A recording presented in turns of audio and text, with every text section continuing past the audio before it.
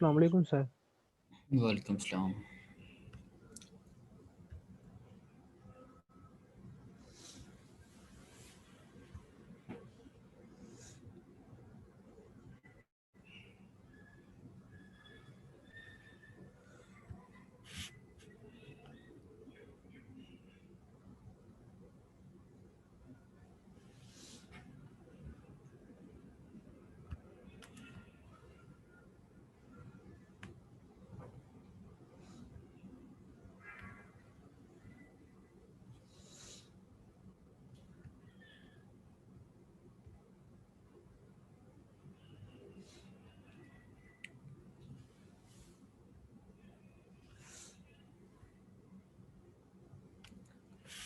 Okay students, attendance लगा लेते हैं, फिर करते हैं ज़रा लेक्चर स्टार्ट।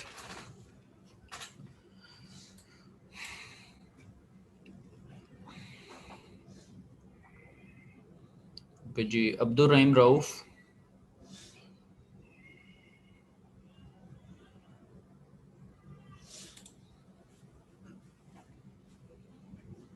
अब्दुल सुबहान, अली हसन। ठीक। अमीर हमज़ा। अस्सलाम वालेकुम सर। वालेकुम सलाम। अमीर हमज़ा।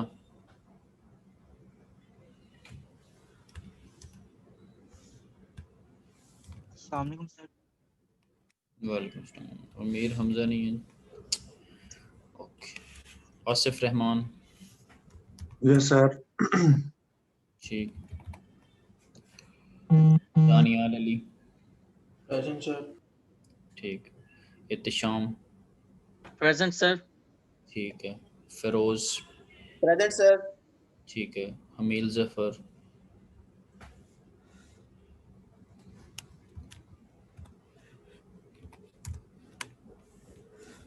हमील मीटिंग में तो है, खैर एनी हो।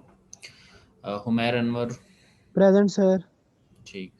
मियां मोहम्मद उमैर। Yes sir. ठीक। मोहम्मद आसिफ मजीद। Yes sir. ठीक है। मोहम्मद जुनेद असलम। जुनेद असलम मीटिंग में मौजूद है लेकिन अटेंडेंस भी बोला करें। ठीक है। मोहम्मद तैयब। मोहम्मद तैयब।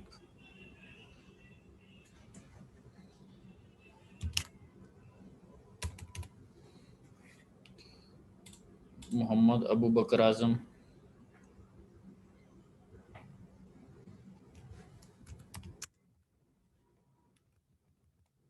नहीं। मोहम्मद आकब ज़हूर। Father sir. ठीक है। मोहम्मद असद अशरफ। प्रेजेंट। ठीक है। मोहम्मद बिलाल बाबर।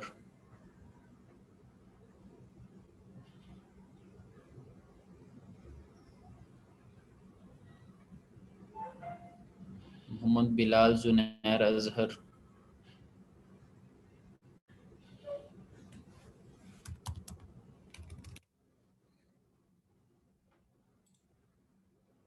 मोइस सईद। ठीक। Mohammad Husnain.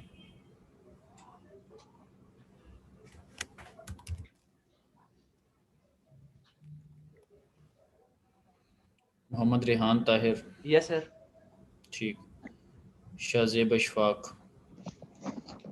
Yes sir. Present sir. ठीक है। Mohammad Usman. Yes sir. Present. ठीक है। मुकर्रब अहमद। Present sir. ठीक है। उमर शाहिद। Yes sir. ठीक है। रज़ा फैज़। ठीक है। रज़ा। उसामा अफजल। Present sir. ठीक है। वलीद मुख्तियार। Present sir. ठीक है। ठीक है जी। ज़ैद इश्तियाक।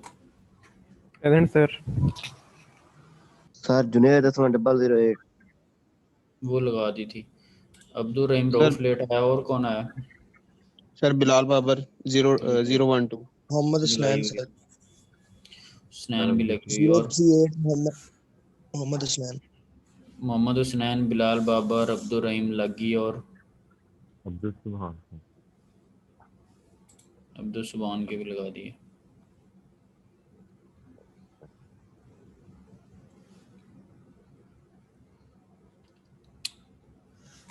चलिए जी।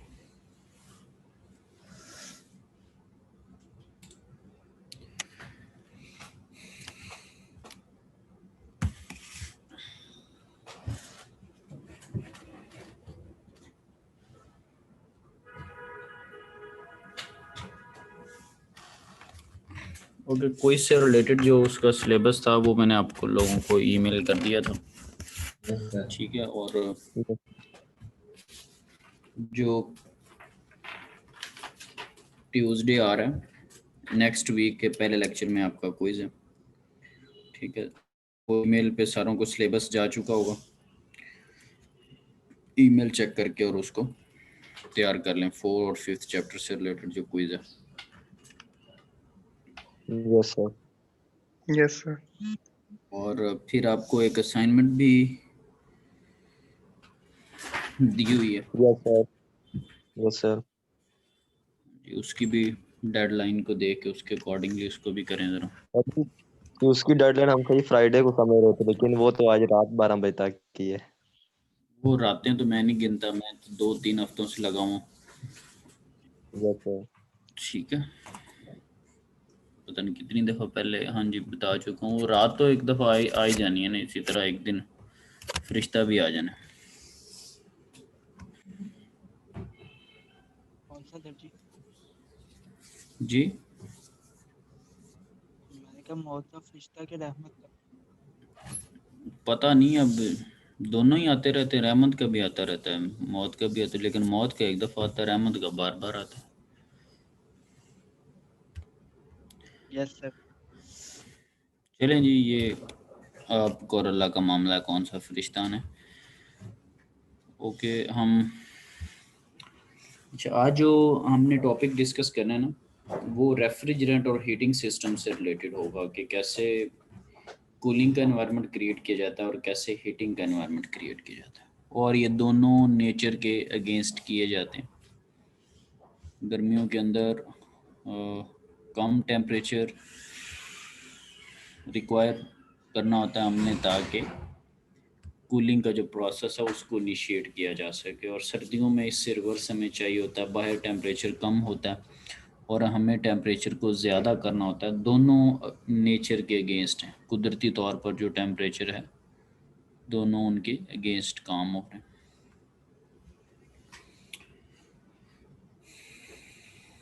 चलिए जी, अभी स्लाइड में हम देखते हैं। सो अभी तक हम जो डिस्कस कर रहे थे वो था फर्स्ट लॉ ऑफ थर्मोडायनामिक्स, ठीक है कि, और फर्स्ट लॉ की कोई डेफिनेशन बता दे ताकि थोड़ा चीज़ों को एक्सटेंड कर लूँ मैं। सर एनर्जी को ना क्रिएट किया जा सकता है ना डिस्ट्रॉय किया जा सकता है, बल्कि एक शक्ल से दूसरी शक्ल में तब्दील किया जा सकता है। अच्छा जी, सो यहाँ पर एक चीज़ की, यानी कि फर्स्ट लॉ में जो थोड़ी हमें एक कमी लगती है ना ओवरऑल फर्स्ट लॉ में, कि यहाँ पर कोई ऐसी बात नहीं की जा रही, कोई एफिशिएंसी से रिलेटेड बात नहीं की जा रही, कोई क्वालिटी से रिलेटेड बात नहीं की जा रही। यहाँ पे जस्ट क्वांटिटीज़ को डील किया जा रहा है कि जी suppose total amount of energy remains constant, 10 थी तो वो 10 हो गई, 7 + 3, 5 + 5, 4 + 6, इस तरह से हम देख रहे हैं कि इस फॉर्म में और उस फॉर्म में मिला के टोटल इतनी होगी, फिर नेक्स्ट गई तो ये हो गया। लेकिन ड्यूरिंग द कन्वर्जन्स कभी इस पे हमारी अभी तक बात नहीं हुई कि जब आपने हीट एनर्जी से इलेक्ट्रिकल एनर्जी बनाई, जो कि अभी तक खैर नहीं बनाई, या इलेक्ट्रिकल से हीट को आपने डिस्कस किया, जैसे इलेक्ट्रिक हीटर है, तो कभी भी अभी तक हमने ये डिस्कस नहीं किया क्या सारी की सारी इलेक्ट्रिकल एनर्जी हीटिंग में कन्वर्ट हो रही है, क्योंकि हीटर के केस में हमारा पर्पस जस्ट जो है वो हीट प्रोवाइड करना ही है, राइट। सो देखना ये कि जो मैं काम कर रहा हूँ क्या उससे रिलेटेड जो बाकी काम है वो तो मेरी रिक्वायरमेंट नहीं है, मेरा ऑब्जेक्टिव कोई और है। तो जो लॉसेस हैं उनको किस कैटेगरी में डालना है और एफिशिएंसी को किस तरह से डील करना है। और जब आप इन सारी चीज़ों के लिए पे कर रहे होंगे तो फिर लॉसेस जो हैं वो आपके लिए प्रॉब्लम क्रिएट करते हैं। तो इसीलिए हम फिर एफिशिएंसी में इंटरेस्टेड होते हैं। कुछ इस तरह की बातें जो कि मैंने अभी की हैं, ये अभी तक पिछले 4 से 5 चैप्टर्स के अंदर कभी ना तो ऑथर ने कभी इन पे कोई ख़ास डिस्कशन की है, ना कभी हमारा माइंड उस पे गया। तो अब हमने इस तरह की भी बातें पैरेलल में किया करनी है, ठीक है। तो इसको सेकंड लॉ जो है वो एड्रेस करता है। Second law of thermodynamics entropy को भी एड्रेस करेगा, वो भी बताते हैं क्या चीज़ है। और फर्स्ट लॉ में जो थोड़ी बहुत कमी बेशी है उसको भी एड्रेस करेगा। तो ये जो अभी चैप्टर 6 की स्लाइड्स मैंने अपलोड की हुई हैं, तो इनके अंदर हमने आज के टॉपिक में हीटिंग को और रेफ्रिजरेंट जो सिस्टम है इसको हमने डिस्कस करना है, ठीक है। और साइकिल से रिलेटेड अगर कोई थोड़ी बहुत इंफॉर्मेशन हमारे पास हुई तो उसको हम डिस्कस करेंगे। मैं आप लोगों के साथ स्क्रीन शेयर कर देता हूँ।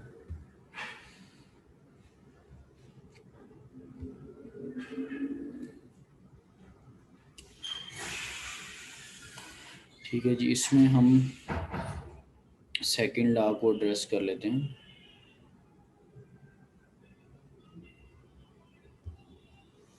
अच्छा, सेकंड लॉ में मैंने एक टर्म यूज़ की है कि इंट्रोपी की ना, कि इसमें हमने इंट्रोपी को डिस्कस करना है, ठीक है, वो भी करेंगे। और फिर सिर्फ क्वांटिटी को नहीं, क्वालिटी को भी डिस्कस करेंगे, ठीक है। तो ये कुछ चीज़ें हैं जो कि पॉसिबली हमने डिस्कस करनी है। ओके जी, अब हमारे सामने कुछ यहाँ पर ना एक हॉट कॉफ़ी का एक कप हमें नज़र आ रहा है और उसके ऊपर लिखा हुआ है cup of hot coffee does not gate hotter in a cooler room. अब ये तो डज नॉट से पहले डज वाली कोई सिचुएशन ज़रा डिस्कस कर लेते हैं। सपोज करेंगे हमारे पास एक कप ऑफ टी है और ये भी यही मौसम है जो कि चल रहा है।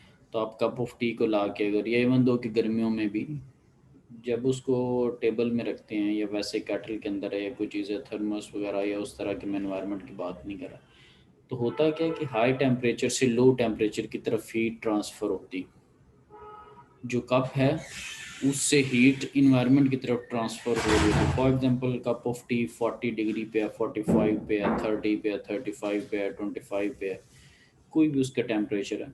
तो with the passage of time heat उससे निकल कर जो सराउंडिंग है, जो इन्वायरमेंट है उसके अंदर एब्जॉर्ब हो रही होती है। और आप देखते हैं कि एक वक्त के बाद जो कप का टेम्परेचर है वो जो नॉर्मल इन्वायरमेंट का टेम्परेचर है उस पर आ जाता है और आपको फील भी हो जाता है कि ये जो चाय है ठंडी, ऐसे ही होता है। Yes sir. ठीक है, इवन दो के चाय गर्मियाँ भी हैं, लेकिन आप अगर चाय को एक टाइम के लिए रखे ना तो वो ठंडी हो जाती है। ऐसे नहीं है कि गर्मियाँ हैं तो आपके पास आप चाय अगर रखी है, ठीक है, और वो उल्टा गर्म होना शुरू हो जाए, या एक कमरे के अंदर हीटर चल रहा है, ठीक है, चाय को डायरेक्ट आपने हीटर पे नहीं रखा, वैसे अगर हीटर चल रहा है तो इट इज़ डिफ़िकल्ट कि आपके पास उसका टेम्परेचर इंक्रीज़ हो सकता है लेकिन थोड़ा मुश्किल है। या दूसरे सेंस में आपके पास एक रूम है, उसका 25 डिग्री टेम्परेचर है, या रूम का कोई और टेम्परेचर है 20 है या कुछ इस तरह से, तो कोई डिवाइस यूज़ किए बगैर, ओवन वगैरह यूज़ किए बगैर क्या पॉसिबिलिटी है कि आपके पास जो चाय है वो गर्म हो जाए? No sir. No sir. नहीं, बस सर। ऐसा नहीं मुमकिन, ठीक है। या सपोज ऐसा हो सकता है कि आपके पास एक हीटर है ना सपोज, तो हीटर के केस में हमें क्या होता है कि हमारे पास जो वायर है, ठीक है, कोई ना कोई एक एलिमेंट होता है, हम उसको दोनों एंड पे पोलैरिटी प्रोवाइड कर देते हैं, ठीक है, और वो कॉइल की तरह फील हो रहा था कि वो हीटर के अंदर वो लिपटी हुई है, जैसे आप इलेक्ट्रिक हीटर यूज़ करते हैं, ठीक है। आप उसको इलेक्ट्रिकल एनर्जी प्रोवाइड करते हैं और इन अ सेंस आपको वो हीट एनर्जी प्रोवाइड करता है। और हीटर को सभी हमने ऑब्जर्व भी किया हुआ इलेक्ट्रिक हीटर वगैरह को, ठीक है, हमें सामने उसके रॉड जो हैं वो बड़े रोशन से नज़र भी आ रहे होते।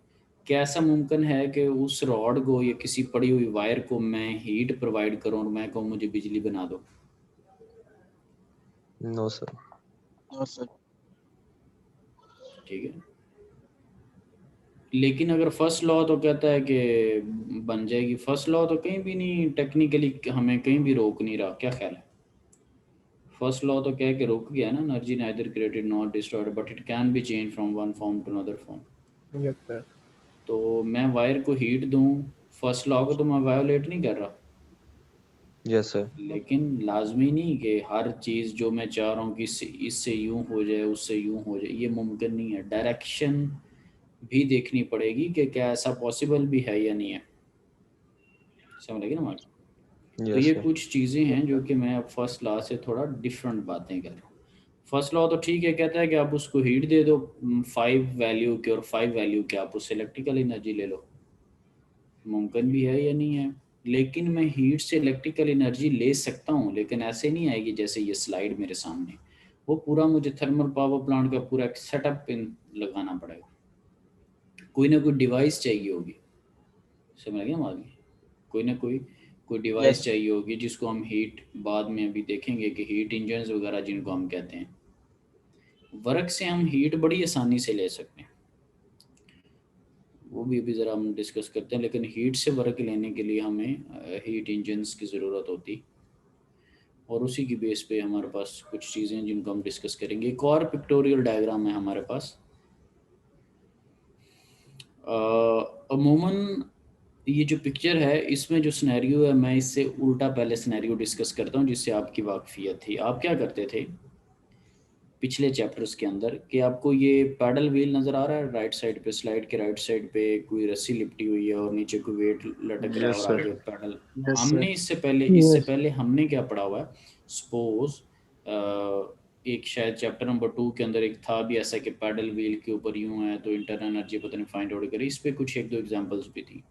इस पिक्चर से हट के थोड़ा देखते हैं हम क्या करते थे कि पैडल व्हील को घुमाया, उसको अंदर जो मटेरियल था, ठीक है, उनके मॉलिक्यूल्स आपस में टकराए और इंटरनली उससे हीट पैदा हो जाती थी। हम क्या करते थे कि किसी एनर्जी की वजह से पैडल व्हील को घुमाएंगे और अगर वो कंटेनर बंद है तो क्या होगा, मॉलिक्यूल्स आपस में कोलाइड करेंगे और अंदर हीट प्रोड्यूस हो जाएगी, ठीक है। और अगर एक कंटेनर ओपन है, कोई बॉक्स वगैरह, और उसके अंदर अगर आप स्टीलिंग करें, उसको हिलाते रहेंगे तो वो चीज़ कूल डाउन भी हो जाती, ठीक है। तो दोनों पॉसिबिलिटीज़ हैं, ये पॉसिबिलिटीज़ हमने पहले डिस्कस की। क्या ऐसी पॉसिबिलिटी है कि आप हीट प्रोवाइड करें और पैडल व्हील घूमे और नीचे वाला जो वेट है वो ऊपर को उठना शुरू हो जाए? No sir. ठीक है, कि अगर हम transferring heat to a paddle wheel will not cause it to rotate. लेकिन दूसरा इससे रिवर्स सिनेरियो हो सकता है जो कि मैंने पहले आपको बताया, जिसको पहले हमने पढ़ा हुआ।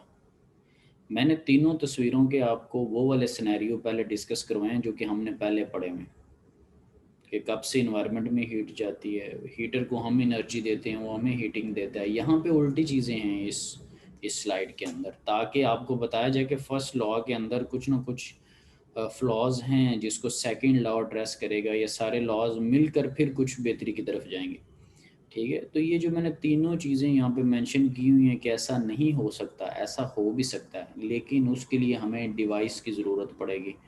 कप को मैं हॉट कर सकता हूँ ओवन में रखकर, हीटिंग से मैं इलेक्ट्रिसिटी ले सकता हूँ थर्मल पावर प्लांट्स के थ्रू, ठीक है। मैं हीट यस प्रोवाइड सर। करके पैडल व्हील को घुमा के रोटेट करवा सकता हूँ, लेकिन गैस टरबाइन के केस में कि हॉट गैसेस ब्लेड्स के ऊपर हिट करती हैं, ठीक है, और उससे टरबाइन की शाफ्ट घूमती है और आप उससे इलेक्ट्रिसिटी लेते हैं थ्रू जनरेटर। स्टीम के केस में आप स्टीम हिट करवाते हैं, वाटर के केस में आप वाटर हिट करवाते हैं। तो इस तस्वीर के 3 रुख हमने डिस्कस करी। पहला वो रुख जो कि हमने पहले 5 चैप्टर्स के अंदर कहीं ना कहीं डिस्कस किया, फिर अभी जिस पे ऑथर बात करवाना चाह रहा है ताकि फर्स्ट लॉ की कमज़ोरियाँ सामने आएँ। फिर तीसरी बात मैंने आपको बताई है जो कि यहाँ पर नहीं मेंशन अभी फ़िलहाल, कि ये मुमकिन हो सकता है। वो तो कह रहे हैं ना कि डज नॉट, ऐसे भी नहीं हो सकता, ऐसे भी नहीं हो सकता, ये हो सकता है, लेकिन वही होने वाली चीज़ें ही हमने पढ़नी है कि कैसे हो सकता है। हीट इंजन वगैरह डिवाइस नाम भी मैंने ले दिया, थर्मल पावर प्लांट, लेट से ओवन है, कुछ और चीज़ें हैं, ठीक है। फिर है सर्दियों के अंदर आप कहते हैं कि जी ज़्यादा टेम्परेचर कर दें, मुमकिन नहीं है, लेकिन वो मुमकिन हो जाता है हीटिंग सिस्टम के थ्रू। फ्रिज जो है वो नॉर्मली गर्मियों के अंदर नॉर्मल सिनेरियो में हमें ठंडी चीज़ें नहीं मिलती, लेकिन नेचर के अगेंस्ट काम करके रेफ्रिजरेशन सिस्टम वो भी कर देता है। ठीक है। सो क्या चीज़ हमने देखी कि process occur in certain direction and not in the reverse direction. ठीक है। एक तो वे ये है कि वन में ये है कि अभी कुछ हमने प्रोसेसेस देखे तो वो एक तरफ को तो हो रहे थे, दूसरी तरफ नहीं हो सकते। बिजली से हीटिंग तो मिल गई, लेकिन हीटिंग से बिजली नहीं बन रही। ठीक है। सो दोनों लॉज को देखना है कि दोनों लॉज आपके पास जो हैं वो लग रहे होंगे। So process must satisfy both the first and the second laws of thermodynamics to proceed. अभी सेकंड को जो है ना उसकी इंपॉर्टेंस ही बना रहे हैं, अभी उसको भी देखते हैं कि उसकी एग्जैक्ट वर्डिंग वगैरह क्या होगी, क्या चीज़ें होंगी। सो सेकंड लॉ का पहला काम क्या है कि वो डायरेक्शन को, प्रोसेस की डायरेक्शन को बताएगा, फिजिबिलिटी है या नहीं है, इस सूरत में अकर भी हो सकता है, नहीं हो सकता। दूसरी बात, the second law asserts that energy has quality as well as quantity। Quality को भी डिस्कस करना है, मुमकिन है नहीं है, अगर मुमकिन है तो कितनी एफिशिएंसी है, क्या लॉसेस हैं, बात समझ। सिर्फ ये नहीं ब्लाइंडली कि दैट कैन बी कन्वर्टेड, क्या पता वो एक्सपेंसिव प्रोजेक्ट हो और वो फिजिबल ही ना हो, लगा ही ना सकते हो, राइट। सो जो फर्स्ट लॉ है वो जस्ट आपको ट्रांसफॉर्म करवा रहा है, यूँ हो जाएगा वो हो जाएगा, ना तो उसमें इकोनॉमिक्स को चेक किया जा रहा है, यानी कि एफिशिएंसी को भी नहीं देखा जा रहा, डायरेक्शंस वगैरह को भी नहीं देखा जा रहा। ठीक है। तो सेकंड लॉ जो है वो हमें बताएगा ये। ठीक है। So the second law provides the necessary means to determine the quality as well as the degree of degradation of energy during a process, क्या losses हो रहे हैं, क्या degrade। So third point क्या कहता है, the second law of thermodynamics also used in determining the theoretical limits for the performance of commonly used engineering systems। उनके theoretical limits क्या हैं, कहाँ तक वो performance दे सकता है, maximum output क्या आएगी, maximum आपको पास efficiency क्या आएगी, क्या possible losses हैं, without losses क्या क्या possible चीज़ें हो सकती हैं, such as heat engines and refrigerators as well as predicting the degree of completion of chemical reactions। So हमने हीट इंजन्स को डिस्कस करना है जिसमें हमारे पास सारी चीज़ें आ जाएंगी, जहाँ पर भी हीट से वर्क मिल रहा होगा वो हीट इंजन ही होगी। स्टीम के केस में भी सम सॉर्ट ऑफ हीट है, स्टीम बना रहे हैं, वर्क ले रहे हैं, वही चीज़ है। गाड़ियों के केस में भी वही चीज़ है, हीट इंजन्स हैं, हीट से वर्क ले रहे हैं, क्योंकि गाड़ियों में क्या होता है, कंबस्शन होती है, पिस्टन मूव करता है, पिस्टन की वजह से क्रैंक शाफ्ट मूव करती है, और शाफ्ट क्या है, that is a work, shaft work आप ले रहे हैं, व्हील्स आपके मूव करें, मैकेनिकल वर्क लिया आपने कंबस्टन से, तो ये सारे हीट इंजन्स हैं। ठीक है। ये सारे क्या हैं, हीट इंजन्स है। और ये डिवाइसेस के बगैर भी मुमकिन नहीं है, आप हीट से बिजली नहीं बना सकते without a device, without a full fledge पूरा प्रोसेस थर्मल पावर प्लांट का। आप without gas turbine, hot gases से बिजली नहीं बना सकते, आप कंबस्टन करके कहीं आगे पीछे मूव नहीं कर सकते अनटिल अनलेस कि आपके पास व्हीकल का पूरा सिस्टम हो, इंजन्स का, जैसे डीजल इंजन्स वगैरह आपके पास। ठीक है। सो जब भी हमने हीट से वर्क लेना उसको हम क्या कह रहे हैं, उसको हम हीट इंजन का टर्म यूज करते हैं। Yes sir. ठीक है जी। इसी तरह हमारे पास एक कॉन्सेप्ट है थर्मल एनर्जी रेजर्वायर का। ठीक है, इनको अब जरा क्विक में डिस्कस करते हैं। हम क्या करते हैं कि रेजर्वायर उसको कहते हैं जिसके अंदर आप कोई चीज़ इन या आउट कर रहे हो ना, तो उसके अंदर फर्दर कोई फ़र्क ना पड़ रहा हो। फॉर एग्जांपल आपके पास इन्वायरमेंट है, तो यहाँ पर मैं एक छोटा सा सेटअप इंस्टॉल कर लेता हूँ, भट्ठा ही लगा हुआ लेड सेंटो का, तो एक चिमनी है, उस चिमनी से धुआं इन्वायरमेंट की तरफ जा रहा है। आपने घर में आग जलाई हो, आपका भी धुआं इन्वायरमेंट में जा रहा है। आप गांव के अंदर सपोज या शहर के अंदर, गांव के अंदर ओपनली ईंधन वगैरह का सेटअप यूज़ होता है, तो वो सारी लकड़ियां जला के, अगर आग वगैरह जला के अपना खाना वगैरह बना रहे हैं, तो ये ऐसे नहीं होता कि सब ने आग जलाई तो जी गांव का जो टेम्परेचर है वो जी 6 बजे रोटियां उन्होंने पकानी होती, तो गांव का टेम्परेचर जी 2 डिग्री बढ़ गया, क्या हुआ जी उस गांव में रोटियां पक रही हैं। ऐसा नहीं होता, वो पूरी रेजरवायर का टेम्परेचर चेंज नहीं होता। लेकिन ऐसा भी नहीं है कि हीट कॉन्टीन्यूसली इन्वायरमेंट के अंदर जा नहीं रही। क्या है, अगर टेम्परेचर नहीं बढ़ रहा तो दैट डजंट मीन्स, तो जो चीज़ किसी चीज़ को समेटने की एबिलिटी रखती है ना, इन या आउट के सेंस में, जिस पे कोई फ़र्क नहीं पड़ता उससे हीट निकल के जा रही है या निकल के आ रही है, सो उस सेंस में इन चीज़ों को हम रेजरवायर का वर्ड यूज़ करते हैं, ठीक है। जैसे ओपन एटमॉस्फेयर है, हम समुंदर में जो है वो वेस्टेज को ड्रॉप कर रहे होते हैं या कोई हॉट मटेरियल समुंदर में फेंक रहे होते हैं, तो उसके ऊपर कोई फ़र्क नहीं आ रहा होता, लेकिन इन लॉन्ग रन फ़र्क पड़ता है। वहाँ पे जो लाइफ है वो मुतासर होती है, सारा कुछ होता है। आप आग वगैरह जलाते हैं, उससे पोल्यूशन भी होती, सब कुछ होता है, लेकिन एक शॉर्टर टर्म के लिए आपको फील नहीं हो रहा था, ठीक है। सो ऐसी जो बॉडीज़ हैं उनको हम रेजरवायर का नाम देते हैं, ठीक है। सो थर्मल एनर्जी के बारे में लिखा हुआ ना, we need a hypothetical body with a relatively large thermal energy capacity or that can supply or absorb finite amount of heat without undergoing any change in the temperature। नहीं temperature में change आ रहा है environment का, अभी रोटियों वाली जैसे example आपको।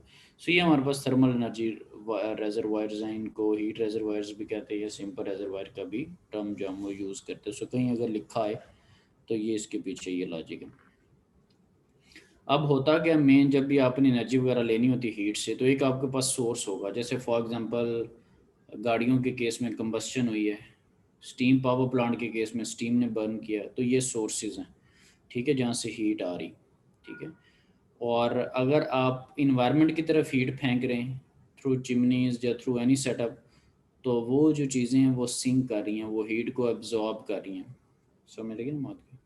जैसे अक्सर कंप्यूटर्स के साथ गर्म हो जाए तो हीट सिंक मिलते हैं, ठीक है, जो कि उनको फैंस किसी में लगा था, किसी का क्या सेटअप हो, उसको थोड़ा कूल डाउन कर रहा होता है। तो ये बड़ी इंपॉर्टेंट चीज़ें हैं। लेट से सोर्स की जो बात की है ना, कि आपने जब भी लेट से कोई भी फॉर्म ऑफ एनर्जी है तो सोर्स होगा तो कोई आगे बात चलेगी ना, ठीक है। तो जो एनर्जी प्रोवाइड करते हैं उनको सोर्स, और जो एब्जॉर्ब करते हैं उनको आप जो है वो कह रहे होते हैं सिंक कह रहे होते हैं। ये वो हीट इंजन जिसका बार बार जिक्र किया जा रहा था। पहला पॉइंट लिखा हुआ, work can easily be converted to other forms of energy, for example heat. Work से हीट हो सकती है। आप हाथ को कॉन्टिन्यूसली रब करें पेज पे, आपको आपका हाथ भी गर्म नजर आएगा, पेज भी माइट भी आपको गर्म फील हो रहा, Yes. ठीक है।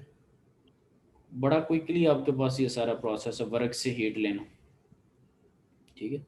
अभी इलेक्ट्रिकल एनर्जी की फॉर्म में हीटर है, दैट इज़ क्वाइट इजी कि वो हीट की फॉर्म में कन्वर्ट हो जाए। ये भी मटेरियल है, उसके अंदर हिलाने लग जाए पैडल व्हील से किसी चीज़ को, और क्लोज है वो अंदर वाला मटेरियल गर्म होना शुरू हो जाए। अभी आपके सामने पिक्चर भी बनी हुई है, एक तस्वीर में वर्क आप कर रहे हैं और अंदर वाटर है और Yes. नीचे वो फैन टाइप पैडल से लगा और हीट बाहर जा रही। दूसरी पिक्चर के अंदर क्या लिखा हुआ है, हीट आप दे रहे हैं और पानी के अंदर वही पैडल है, वो बिजली नहीं आपको बना के दे रहा, ठीक है, बन सकती है। सेकंड पॉइंट क्या कहता है, converting other forms of energy to work is not easy. Yes, sir. आसान नहीं है, हो सकता है। Need special devices called heat engines. और वो हीट इंजन्स में क्या है, गाड़ियों के केस में आप ऑटो और डीजल साइकिल हम पढ़ते हैं, जैसे पेट्रोल वाली गाड़ी है, लाइट से डीजल वाली गाड़ी है, बाइक्स हैं, हीट से वर्क ले नहीं रहे, मूव नहीं कर रही सारी चीज़ें, हो सकता है, but that needs special device. वैसे नहीं है आग जलाई है और गाड़ी को करीब करे गाड़ी भागने लग जाए, ऐसा मुमकिन नहीं, डायरेक्ट नहीं है, थोड़ा कॉम्प्लेक्स। हीट से क्योंकि बिजली बना दे नहीं बन सकती, आप लकड़ियों पे आग जलाएं सड़क के ऊपर रख के बिजली बनाए नहीं बनेगी। लेकिन थर्मल पावर प्लांट्स के अंदर ये कुछ नहीं हो रहा, कोयले से बन रही है, गैस से बन रही है, वेस्टेज से बन रही है, ठीक है ना, ये कुछ हो रहा है, हो Yes, सकता है, Sir. Yes sir. सो ये वो थोड़ी बेसिक थी जो कि हमने स्ट्रॉन्ग कर ली। कहीं पे हीट इंजन का वर्ड आए तो पसीना नहीं आना चाहिए, कहीं पर हमारे पास रेजरवायर का कॉन्सेप्ट आए तो उसमें भी हमें परेशान नहीं होना चाहिए, ठीक है। yes, sir. तो बेसिकली इसमें क्या हो रहा होगा हीट इंजन्स के अंदर, कि एक हाई सोर्स से टेम्परेचर आ रहा होता है और उससे आप कोई काम ले लेते हैं, आपको एक नेटवर्क आउटपुट मिल जाता है, ठीक है। और उसके बाद जो रेजिड्यूल है वो इन्वायरमेंट में चला जाता है। इसकी बिल्कुल आसान सी बात आपको बताते हैं। सपोज हमारे पास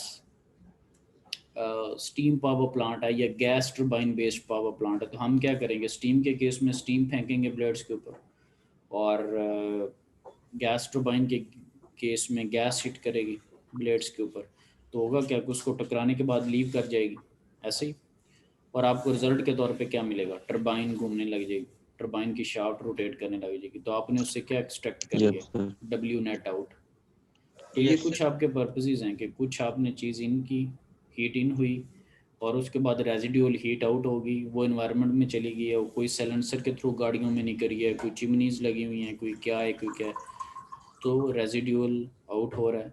और हमें ये काम करवाने में क्या फ़ायदा हुआ, जो सोर्स है we are paying for that, coal है, गैस है, कुछ भी है, पेट्रोल है, डीजल है, से हम उसके लिए पे कर रहे हैं, तो उसके लिए हमने उससे वर्क लिया है, ठीक है। और इलेक्ट्रिसिटी की हमारी एक डिमांड है, एक नीड है, एक ज़रूरत है अपनी, उसको हम पूरी करें, तो ये सारा हमने सेटअप इंस्टॉल किया हो, ठीक है। तो कोई भी जो हीट इंजन है, अब उसमें सारी चीज़ों को देखें, मैं बार बार जब भी हीट इंजन की वर्ड आता है मैं सारे साइकिल्स को डिस्कस करता हूँ ताकि आपको पता लग जाए कि अच्छा जी हम तो कोई मैकेनिक तो नहीं है कि हीट इंजन पढ़ रहे हैं। उसकी इंपॉर्टेंस को देखें कि उसके बैक एंड पे मैं चीज़ें क्या क्या रिलेट कर रहा हूँ, ठीक है। सो हीट से वर्क बेसिक।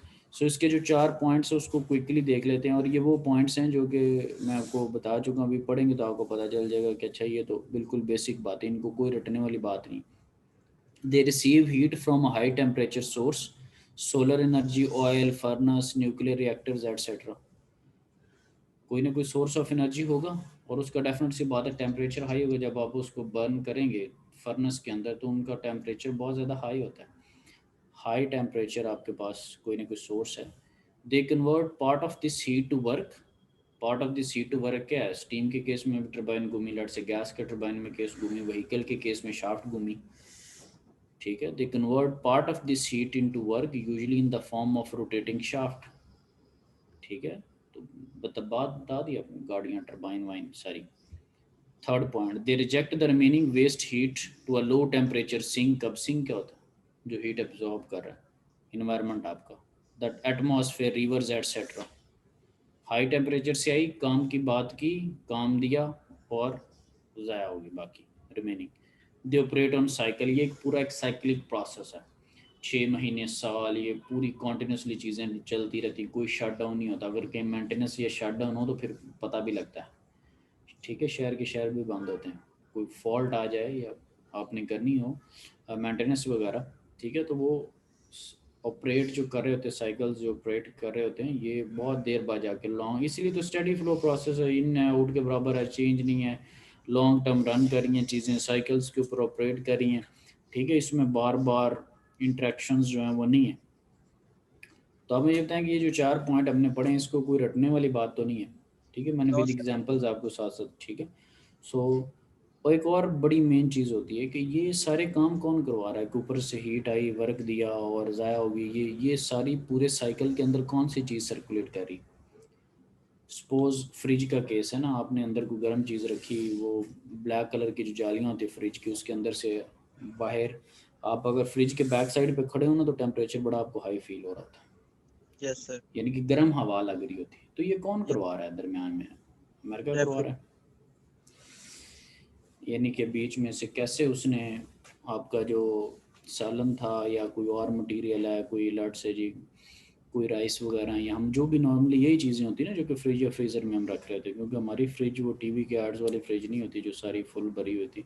सो कोई ना कोई चीज़ रखते हैं और एक कोई प्रोसेस होता है सर्टन, वो बैक एंड से कॉन्टीन्यूसली गर्म सी हवा में फील हो रही होती है थोड़ा बहुत, और चीज़ों को ठंडा कर रहा है कौन? बीच में एक वर्किंग फ्लूइड होता है जो कि पूरे साइकिल के अंदर ऑपरेट कर रहा होता है, जिसने हीट को लिया यहाँ से और उसने बैक एंड पे उसको जो है वो हीट बाहर फेंकी। आप अक्सर कह रहे होते हैं घरों में, एक बड़ी कॉमन सी आपने टर्म यूज़ की है कि यार इनके अंदर जो रेफ्रिजरेंट होता है R134A, इसकी गैस ख़त्म हो गई है, या फ्रिज की या कंप्रेसर की ये चीज़ फिल करवानी है, या वाटर डिस्पेंसर की ये फिल करवानी, with the passage of time को साल 2 साल बाद ये चीज़ें होती हैं। ये वर्किंग फ्लूइड के तौर पे रेफ्रिजरेंट R134A ये बीच में फ़्लो कर रहा होता है जो कि ये सारे काम करवा रहा होता है, ठीक है, बीच में डाकिए के तौर पे। सो Yes, heat sir. Engine involves a fluid to and from which heat is transferred while undergoing a cycle. This fluid is called the working fluid, ठीक है, जो कि सारा काम करवा रहा था उसको हम क्या। और फ्लूइड जो है that is a generic term. Fluid के अंदर लिक्विड भी हो सकता है और गैस भी हो सकती है। फ्लूइड को आपने ये नहीं कहना कि ये कोई माया टाइप यानी कि चीज़ है उर्दू में जैसे हम कहते हैं, और इससे मुराद कोई पानी होगा या कोई ऑयल है या इस तरह की चीज़ है। तो ये लिक्विड टाइप मटीरियल इसको नहीं डिस्कस करना, that could be both liquid and gases, ठीक है। सो दोनों मटेरियल हो सकते हैं। स्टीम पावर प्लांट के केस में यही जो वर्किंग फ्लूइड है वो आपके पास स्टीम होती है। रेफ्रिजरेंट के केस में वही वर्किंग फ्लूइड R134A होता है। गैस टरबाइन के केस में ना तो भाप है ना रेफ्रिजरेंट R134 है, उसमें हॉट गैसेज होती है जिसको आप एयर कह लेते हैं। तो अब बात समझ लगी कि वर्किंग फ्लूइड किस तरह डिफरेंट डिफरेंट हो रहे हैं। Yes sir. ठीक है। इसी तरह स्टीम पावर प्लांट के केस में हमारे पास क्या होता है कि फर्नेस है, बॉयलर है, ठीक है, हाई टेम्परेचर है, भट्टी है, फर्नेस है, उसके अंदर वाटर को आपने आगे बॉयलर लगा हुआ है, हीट सप्लाई की, वाटर को उसने बॉयल किया, स्टीम बनी, ब्लेड्स के ऊपर हीट की और रिमेनिंग अमाउंट जो है वो जो फॉल कर रही होगी आपके पास रिजेक्टेड जो स्टीम है उसकी हीट जो है वो आप बाहर इन्वायरमेंट की तरफ फेंक रहे हैं, उसको फर्दर कूल डाउन कर रहे हैं, आपकी जो टरबाइन है वो ऑपरेट कर रही है। ठीक है। लेकिन इसमें आगे कंप्रेस पंप भी लगा होता है जो बॉयलर में वापस उसको भेज रहा होता है, उसके ऊपर भी हमें वर्क करना पड़ता है। इस वजह से आप यहाँ पर डब्ल्यू इन की चीज़ भी देख रहे होंगे। लेकिन खैर ये इस स्लाइड के बारे में परेशान होने की ज़रूरत नहीं, इस पर फुल फ्लैज हमने एक टॉपिक डिस्कस करना है रैंकाइन साइकिल का। ठीक है, रैंकाइन साइकिल हमने डिस्कस करना है तो उसके ऊपर फुल एक एग्जांपल करेंगे, एक ब्लॉक डायग्राम देखेंगे, यानी कि ये डिटेल में चीज़ डिस्कस करनी है। ये तो वैसे भी मैं मिसालों के तौर पे डिस्कस करना, एग्जांपल्स के तौर पे। ये आपके पास ये वो आ गया रैंकाइन साइकिल का ना, इसको हमने डिस्कस इसको क्या करेंगे देखें। क्यू इन है, बॉयलर, इसको अभी क्विकली करता हूँ क्योंकि बाद में मैंने करना। सो बॉयलर है, हीट इन हुई, नो डाउट पीछे बैकेंड पे फर्नेस है, उसने हीट सप्लाई की, बॉयलर ने स्टीम बनाई, इस टरबाइन के ऊपर हीट की, वर्कआउट मिल गया, आगे जनरेटर लगा, टरबाइन से जो स्टीम लीव करेगी, आगे कंडेंसर लगा हुआ उससे आपने क्यू आउट करवाई है, और फिर पंप लगा हुआ, पंप या कंप्रेसर वर्क इनपुट डिवाइसेस है, डब्ल्यू इन देना पड़ा, फिर वह चीज़ को वापस बॉयलर में भेज रहा है। ये बाद में मैं बताऊंगा आपको इस टॉपिक के अंदर कि पंप क्यों यूज़ करें, पंप का यहाँ पे क्या मकसद है और ये सारी चीज़ें किस तरह कनेक्टेड। अभी सो फॉर एक आइडिया देने के लिए एक बहुत अच्छी चीज़ है कि ये कैसे एक वो सारी चीज़ें काम कर रही हैं। ठीक है। सो हमें जो नेटवर्क आउटपुट मिली होती है उसमें हम देख रहे होते हैं कि हमें क्या चीज़ मिली है, हमें क्या नेट रिज़ल्ट मिला है। तो उसमें जब आप नेट आउटपुट को देखते हैं ना तो उसमें फिर हम ये भी अक्सर जब आप प्रॉफिट की बात करते हैं तो उसमें क्या करते हैं कि जो आपकी सेल हुई है माइनस एक्सपेंडिचर्स भी करते हैं ना, जो अखराजात है उनको भी बीच में से निकालना है ना, तभी नेट प्रॉफिट आप करेंगे। सो नेटवर्क जो आउटपुट होता है ना उसमें हम देखते हैं कि W out minus W in, कि हमें आउटपुट वर्क क्या मिला और उसमें से वो वर्क निकाल दो जो कि हमने प्रोवाइड किया। समझ रहे हैं ना, तभी नेट अमाउंट आएगी ना कि हमें क्या इस में सारे रिजल्ट में मिला है। या उसका दूसरा फॉर्मूला हीट के सेंस में भी हो सकता है Q in minus Q out, कि हमने कितनी एनर्जी प्रोवाइड की और उसमें से इन्वायरमेंट में क्यू आउट ज़ाया कितनी होगी और रिमेनिंग साफ ज़ाहिर काम पे लग रही होगी।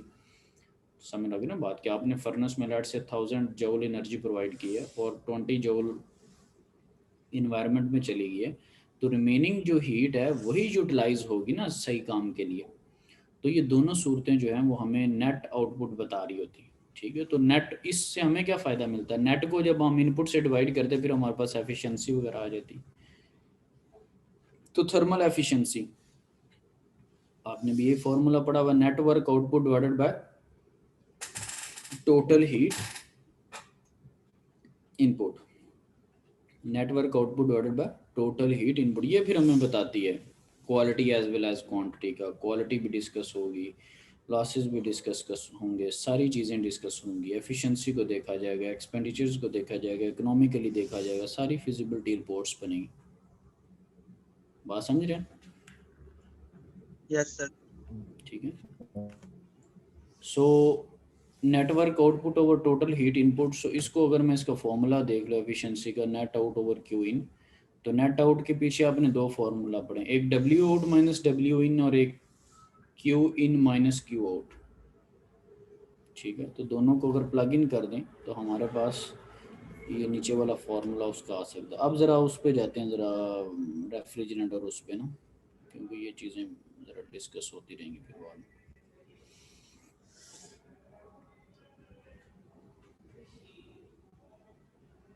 रेफ्रिजरेंट पे आ जाता हूँ मेन हमारे पास, जिसको मैं डिस्कस करना चाह रहा था। तो सो हीट इंजन से रिलेटेड एक रीज़नेबल एक ओवरव्यू हमने डिस्कस कर लिया कि वो क्या होते हैं, और वो हर लेक्चर में वही अब डिस्कस हुआ करेंगे, एक एग्जांपल एक मॉडल हम डिस्कस किया करेंगे। जैसे आज रेफ्रिजरेंट या हीटिंग को देख रहे हैं। सो सबसे पहले तो मैं बिल्कुल बेसिक लेवल पे आपको रेफ्रिजरेंट का हम सिस्टम देखते हैं कि होता क्या है। अभी पहले भी मैं डिस्कस कर रहा था कि हम क्या करते हैं कि लट से आपने कोई चीज़ है, राइस है या करी है, कोई भी चीज़ है, या इवन दो कि सब्ज़ी बाहर से आप लाए हैं, उसको आप फ्रिज के अंदर रख देते हैं। अब सब्ज़ी का टेम्परेचर, बाहर वाले इन्वायरमेंट का टेम्परेचर और फ्रिज का जब आप दरवाज़ा खोलते हैं तो आपको फील होता है कि उसके अंदर का टेम्परेचर इस सब्ज़ी से या इस राइस से कम होता है, वहाँ पर अंदर उसके ठंडक होती है। ऐसा ही है, यही फीलिंग्स हैं या कुछ और हैं? फिर ताकि मैं कंटिन्यू करूँ। तो Yes, फ्रिज sir. के अंदर यही ठंडक जैसा होती है, बाहर वाली चीज़ें गर्म है। यस जी सर। सर।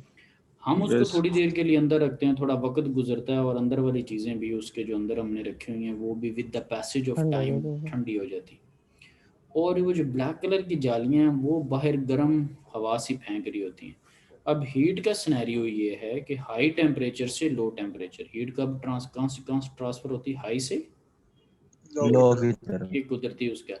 तो आपकी फ्रिज के अंदर तो टेम्परेचर है कम और किचन का टेम्परेचर ज़्यादा होता है, ठीक है। फ्रिज के अंदर ठंडक है, किचन में उतनी ठंडक नहीं होती। तो वो Yes, किस तरह ये मुमकिन हो गया कि अंदर से ठंडे इन्वायरमेंट से गर्म इन्वायरमेंट की तरफ हीट ट्रांसफ़र हो रही? ये तो हॉट टू कोल्ड होती है, ये कोल्ड टू हॉट कौन करवा रहा है? ठीक है, तो ये कुछ एक दो मैंने आपके जहन में कुछ ऐसी बात अब की है जिसको यानी कि डिस्कस कर लेना चाहिए। हीट ट्रांसफ़र होती है high to low, low to high नहीं होती। एक तो चीज़ें जो ठंडी कर रही है उस पर भी हमें तशवीश है कि उसको प्रोसेस को मैं डिस्कस कर लूँ, और एक थोड़ा मुझे ऐसे लग रहा है जैसे नेचर से अगेंस्ट चीज़ें हो रही। तो देखते हैं कि ऐसा क्या होता है कि ज़ाहिरी तौर पे तो हमें लग रहा है कि लो टू हाई हो रही है, तो फिर ऐसा क्या है जिसमें नेचर भी बीच में अवॉइड ना हो और सारा काम भी मिल जाए? देखते हैं ज़रा क्या हमारे पास सिनेरियो है। सो सबसे पहले इस पिक्टोरियल डायग्राम को बॉटम से देखें। आप सबको यहाँ पे लिखा नज़र आ रहा है? मैं कर्सर भी मूव कर रहा हूँ। एवेपोरेटेड और क्यूएल और रेफ्रिजरेंट स्पेस आपको नज़र आ रहा है? रेफ्रिजरेटेड जी स्पेस, सर। जी सर। ये वो जगह है, ये समझे कि आपकी फ्रिज है, ठीक है। इसके अंदर आपने लाकर कोई भी चीज़ रखी है, ठीक है, और आपकी फ्रिज का जो टेम्परेचर है वो टेम्परेचर लो है, और जो बाहर से चीज़ लेके आ रहे हैं वो टेम्परेचर क्या है? हाई है, ठीक है। आई है। नॉर्मली ऐसा ही होता है, ठीक है। तो अब यहाँ पर एक वर्ड यूज़ होगा क्यू एल का। क्यू से मुराद है हीट, एल से मुराद है लो, यानी कि इसका टेम्परेचर लो है, ये heat at a low point है। ये किस चीज़ को ज़ाहिर कर रहा है? ये फ्रिज के इंटरनल्स आप चीज़ों को डिस्कस कर रहे हैं कि फ्रिज के अंदर टेम्परेचर कम ही होता है, ऐसे ही, ठीक है। Yes, फ्रिज के अंदर टेम्परेचर क्या कम। अब देखते हैं कि प्रोसेस क्या होता है। सो आपने कोई भी चीज़ ला के यहाँ पर रख दी, राइस है, करी है, कुछ भी चीज़ है, सब्ज़ी है, कुछ भी ला के यहाँ पर रख दिया। इवन दो के एग्स वगैरह भी, हम ब्रेड भी उसके अंदर रख दिया आपने, ओके फाइन। उसके बाद क्या है कि बैक एंड पे जो सारी साहब है ना, फ्रिज खरीदी इतनी वजनी है, भारी है, उसके पीछे चीज़ें क्या है? होता क्या है कि ये रेफ्रिजरेंट जो स्पेस है वो साथ में किससे कनेक्टेड है? कंप्रेसर से। किससे? कंप्रेसर। अब बड़ा इंपॉर्टेंट यूनिट है, बड़ा महंगा भी आता है, और मतलब कंप्रेसर अगर ख़राब है तो फ्रिज की वर्किंग नहीं हो रही होती है, और उसी पे आप कह रहे होते हैं इसमें गैस भरवानी है और इस तरह की कुछ बातें चल रही होती हैं जिसको रफ वे में हम जानते हैं। तो कंप्रेसर क्या है? वर्क इनपुट डिवाइस है। क्या है जी? Work input work device. Device. हमने डब्ल्यू इनपुट उसको इन कर दिया, वर्क इनपुट डिवाइस है, वर्क देना पड़ता है। ये देखें पिस्टन टाइप बना हुआ था कि आपको फील भी करवा रहा है कि चीज़ें कुछ कंप्रेस हो रही, समझ रहे बात? Yes, sir. कंप्रेसर, और कंप्रेसर क्या काम करता है? गैसेस का प्रेशर इंक्रीज करता है। Yes, sir. गैसेस का Yes. प्रेशर गैसेस इंक्रीज को करता है, निचोड़ता है सर, कंप्रेस करता है। ठीक है जी, क्या बात है। निचोड़ कर फिर उसको बाहर डाल देते हैं तार पर, वो खुश्क हो जाती है। और इवेपोरेटेड के अंदर आपके पास क्या है? जब इंटरनल टेम्परेचर क्या लिखा हुआ? -20, that could be 0 degree, that could be -5, kitchen से एटलीस्ट कम है, ठीक है। कोई सर्टन प्रेशर है और कोई सर्टन टेम्परेचर, ठीक है। सो कंप्रेसर ने जब चीज़ को कंप्रेस करना ना, तो इंटरनली उसका प्रेशर और टेम्परेचर क्या हो जाता है? इंक्रीज हो जाता है। प्रेशर और टेम्परेचर क्या हो जाता है? इंक्रीज हो जाता है। अभी आप देखें कि कंप्रेसर की इनपुट के ऊपर क्या वैल्यूज़ हैं और आउटपुट पे क्या वैल्यूज़ है, क्विकली बताएं मुझे ज़रा। -20 डिग्री Input और low 20 degree. -20 पे चीज़ें इन हो रही थी, फ्रिज के अंदर कम है टेम्परेचर, और जब कंप्रेसर से लीव किया वर्किंग फ्लूइड ने तो उसका टेम्परेचर अब कितना? 60 डिग्री, और प्रेशर कितना? 800 किलो पास्कल। तो अब जब ये 60 डिग्री पे इसने वर्किंग फ्लूइड का टेम्परेचर इंक्रीज हो गया, तो आप बताएं कि किचन का तो टेम्परेचर 60 से कम नहीं होता? यस सर, किचन का टेम्परेचर 60 से कम ही होता है या ज़्यादा होता है? 40 या नहीं, वो पाकिस्तान के केस में जितनी भी गर्मी पड़ रही है 60 से ऊपर नहीं है सपोज, ठीक है। यस सर, चीज़ें जो डिज़ाइन कर रहे हैं ना उनको सारी चीज़ों को सारा पता होता है ना भैया, क्या ख्याल है? सो के उठ के तो फ्रिज नहीं बन जाती, ठीक है। सो अब मुझे बताएं कि जब आपके पास जो वर्किंग फ्लूइड है उसका टेम्परेचर हाई हो गया और किचन की जो फ्रिज के पीछे ब्लैक कलर की जो जालियाँ होती है जहाँ से आपको गर्म सी हवा फील हो रही होती, किचन लो टेम्परेचर पे चला गया है और वर्किंग फ्लूइड किस टेम्परेचर पे? हाई टेम्परेचर पे। तो अब हाई टू लो हो सकता है ट्रांसफ़र, नेचर भी यही कहती है कि हाई टू लो ट्रांसफ़र होगा। यस सर, यस सर, तो अब हीट ट्रांसफ़र हो जाएगी, यस सर, आपको बाहर गर्मी गर्मी फील होगी, अंदर चीज़ें भी ठंडे वाले प्रोसेस में चल रही हैं। तो जो चीज़ आपने ला के रखी थी उसकी वैल्यूज़ को पकड़ा गया और ब्लैक कलर की जालियों के बाहर अभी कॉन्टीन्यूस प्रोसेस चल रहा है। कंडेंसर के बाद देखें क्या क्या हुआ। कंडेंसर से जब चीज़ आपके बाद आई है तो कंडेंसर के अंदर प्रेशर उतना ही रहा है 800 किलो पास्कल और टेम्परेचर कितना हो गया? कम हो गया 30 डिग्री 30 डिग्री, कम हो गया ठीक है। क्यों? क्योंकि वो बाहर उसने जो भी डिस्टरबेंस थी उसको बाहर फेंका ना। डिस्टरबेंस एक जेनेरिक टर्म होती है, यहाँ पे हीट डिस्टरबेंस क्रिएट कर रही है, ठीक है। कोई भी जो चीज़ जो साइकिल जो हम काम कर रहे हैं उसके अंदर जो चीज़ डिस्टरबेंस करेगी उसको, ठीक है।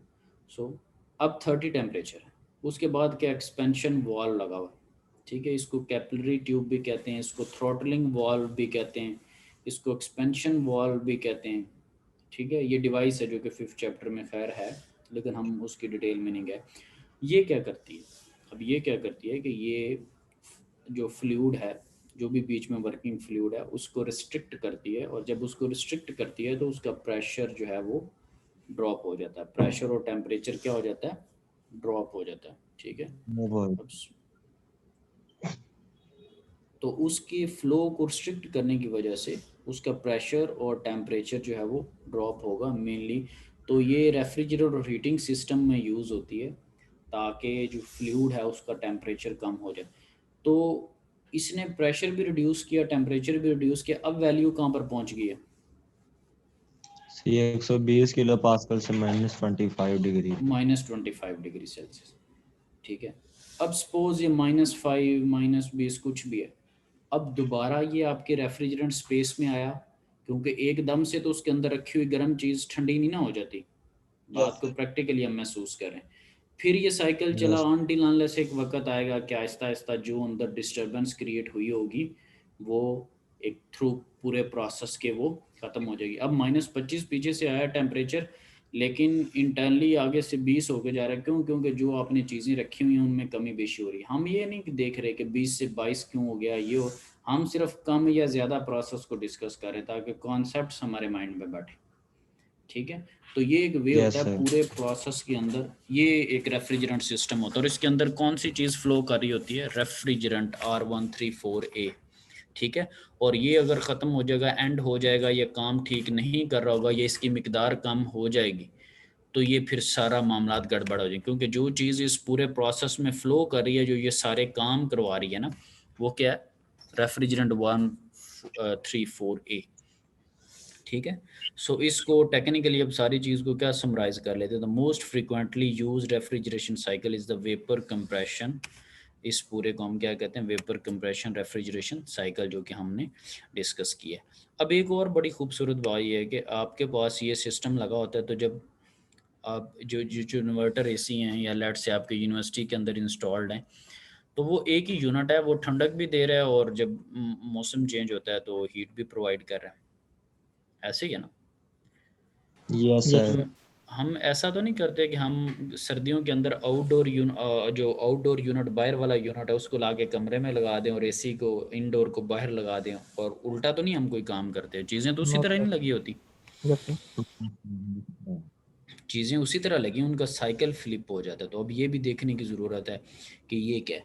तो रेफ्रिजरेशन सिस्टम में और हीटिंग सिस्टम में जो सिर्फ फंडामेंटल फ़र्क है वो सिर्फ डिज़ायर वैल्यू का, ख्वाहिश है। आप रेफ्रिजरेशन सिस्टम में हम चाह रहे होते हैं कि हमें कम से कम टेम्परेचर मिल जाए। फ्रिज के केस में आप क्या करते हैं, मिनिमम टेम्परेचर मेंटेन कर रहे होते हैं ना, कम से कम मिले, जिसको हम एसी कहते हैं। हमारे लफ्ज़ों में एसी का मतलब होता है ठंडक देने वाला, वैसे एसी का मतलब होता है एयर कंडीशनिंग। उसने एयर को कंडीशनिंग उसकी करनी है, ठंडक चाहिए तो ठंडक है, या गर्मी चाहिए तो गर्मी, डिपेंड करता है मौसम के अकॉर्डिंगली, एयर की कंडीशनिंग है। लेकिन हम जब हमने एसी का लफ्ज़ पढ़ना शुरू किया तो हमें जब एसी कोई कहता है तो उसे मतलब यही होता है कि जी कूलिंग वाले सिस्टम को डिस्कस किया। तो हीटिंग वाले सिस्टम में हमारी क्या रिक्वायरमेंट होती है, हाई टेम्परेचर मेंटेन करना। आजकल कमरे का आप टेम्परेचर हाई मेंटेन करने की कोशिश करते हैं, और जब गर्मियाँ आएंगी तो आपका मकसद होगा कि कम से कम टेम्परेचर मेंटेन हो। तो जो डिज़ायर वैल्यू उसके ऊपर फ़र्क पड़ रहा है, बात को समझें। इसमें आपकी ख्वाहिश है कूलिंग में मिनिमम टेम्परेचर मेंटेन करना, हीटिंग में क्या ख्वाहिश होती है, मैक्सिमम टेम्परेचर मेंटेन करना। ठीक, तो ये एक कंप्लीट सेटअप है जिसका मैं आगाज़ में बात किया करता था कि हम यू साइकिल पढ़ेंगे और ये होगा और वो होगा। तो ये वो कुछ चीज़ें हैं जो कि हमने डिस्कस की। अब देखते हैं कि इसमें, ठीक है।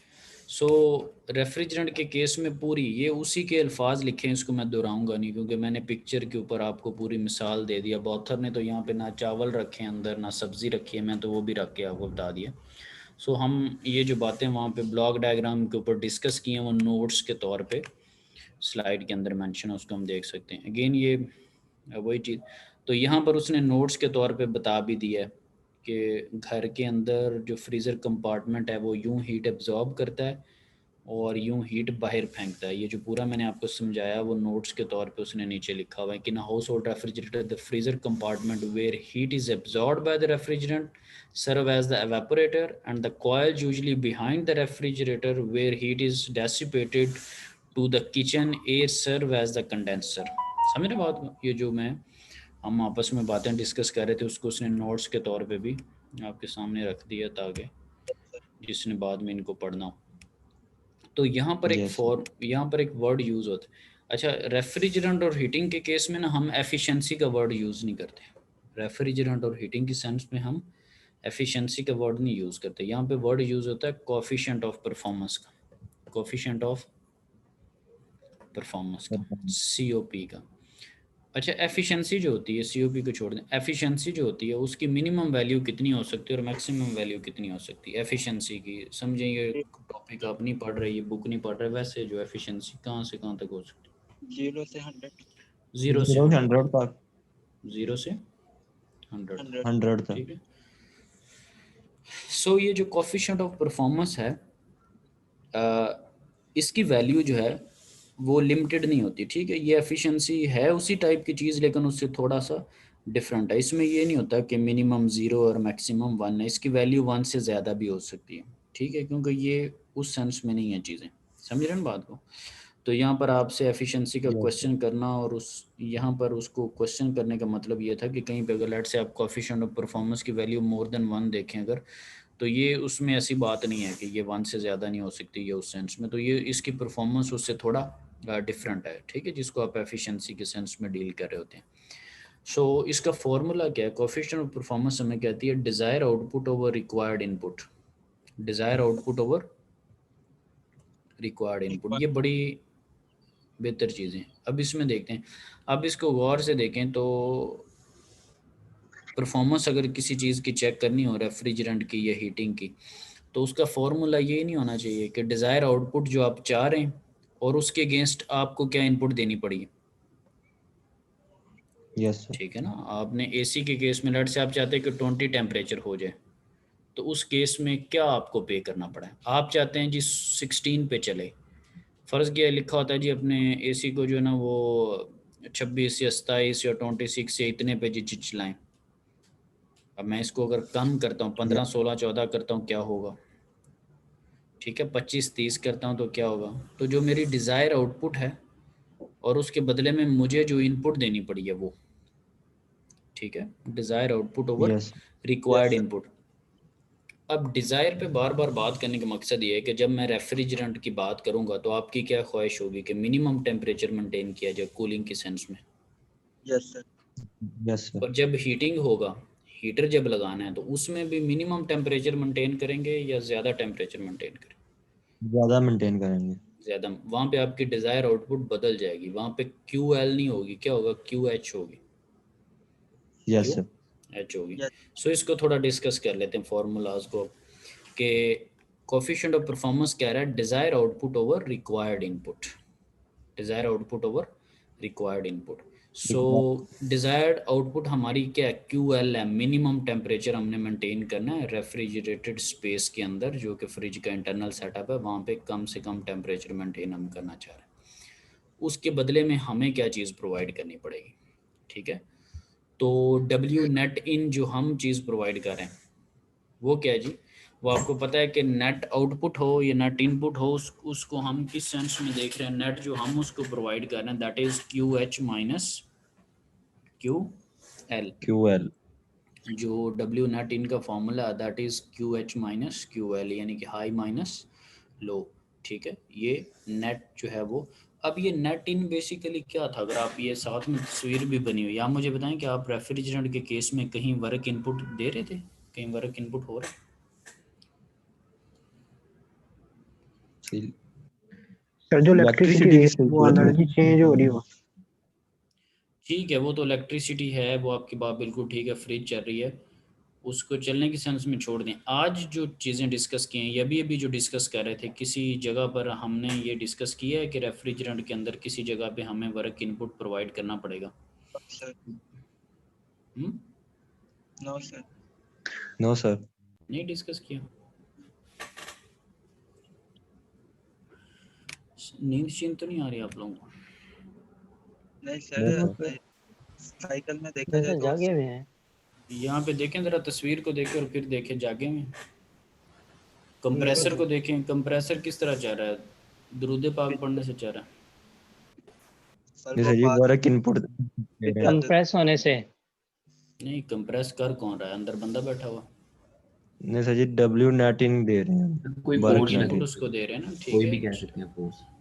सो तो पीछे वर्क इनपुट आ रही नो है। डाउट के वो इलेक्ट्रिसिटी के केस में हम जो कंप्रेसर है, ठीक है, कंप्रेसर को हमने एनर्जी प्रोवाइड की हुई है, ठीक है। सो बात अगेन करने का मकसद ये है ना कि यहाँ पे W नेट इन किधर से आ गया है, फॉर्मल थोड़ा प्रैक्टिकल सेंस में डिस्कस किया गया ना, जो मैं आपके ज़हनों से जंग उतारने की कोशिश कर रहा हूँ। कोई भी कोर्स हो तो टेक्निकली उसको देखें ना, जब आप टेक्निकली किसी चीज़ को नहीं देखेंगे फिर आप याद करेंगे, ठीक है, जब याद करेंगे तो फिर नंबर ज़्यादा आएंगे, यस समझ सर लगी ना बात, कितनी कुछ चीज़ें याद करेंगे।